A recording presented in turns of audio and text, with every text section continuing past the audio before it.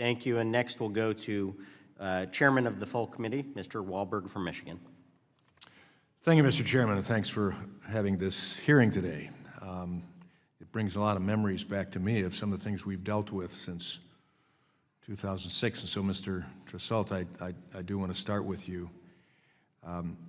Your written testimony states that the tree care industry has a fatality rate estimated to be 10 to 30 times higher than a national average, with more than 1,000 injuries each year, all significant, all important. Do you believe there would be a significant reduction in your industry's fatality and injury rate if OSHA had a significant standard in place? Thank you, Congressman. Having a OSHA standard in place would help. We're never going to, unfortunately, get rid of all of our fatalities, but it definitely would help. It would take the ANSI Z133 standard, which is a consensus standard in our industry, and make it the platform on which which OSHA could take and distribute to all those companies.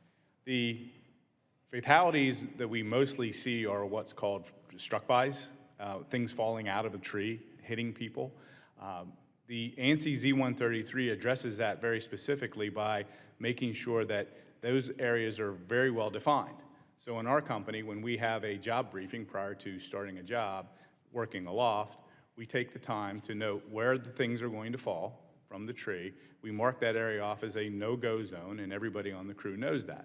So that is one of the examples that we would utilize through the ANSI Z133, that currently OSHA doesn't have that in their general duty clause, that we could help a lot of our problems.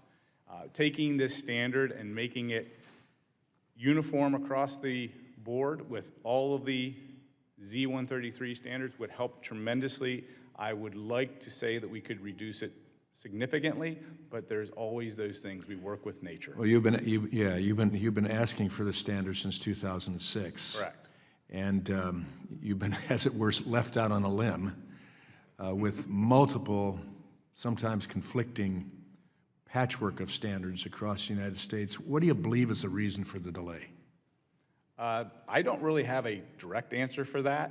I think maybe other priorities in OSHA had taken precedent over our small industry compared to what the broad spectrum that OSHA has to regulate.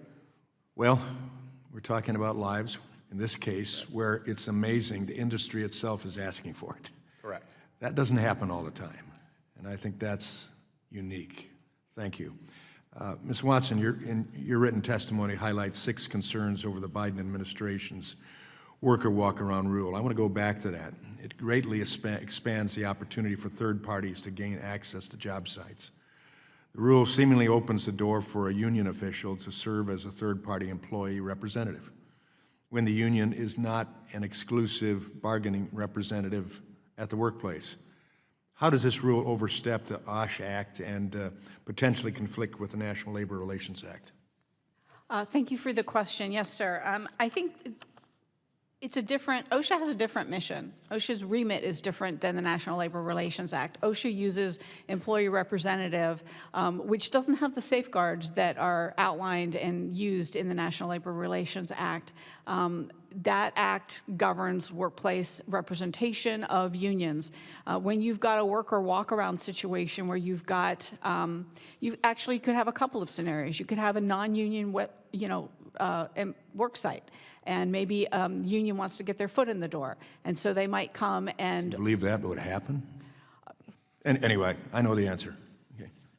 And it's not a negative on union representation because they do serve an important purpose. Sure. But the point here is that a non-employee third party is able to talk to employees, and all it takes, if you've got 2 people on a work site, all it takes is one to say yes, they can come on. And so that's potentially the problem. But the other problem is that employee bargaining is governed by the National Labor Relations Act. It doesn't fall within OSHA's remit. And so that is something that is troubling. Okay, thank you. Mr. Parson, I appreciate Michigan's, your workforce in Michigan. And I'll ask you in the final few seconds here about the heat standard, specifically as it impacts movement of freight with the truck driver. What's the problem? I think freight's really problematic. You're moving all kinds of different things. So we move a lot of stone, asphalt, ready-mix concrete, perishable goods. And so to try to figure out how long can a driver be exposed to the heat when he's cleaning out his truck or whatever, and the break schedule, where does he take a break if he doesn't have a place to take a break? So it presents a lot of problems. Okay.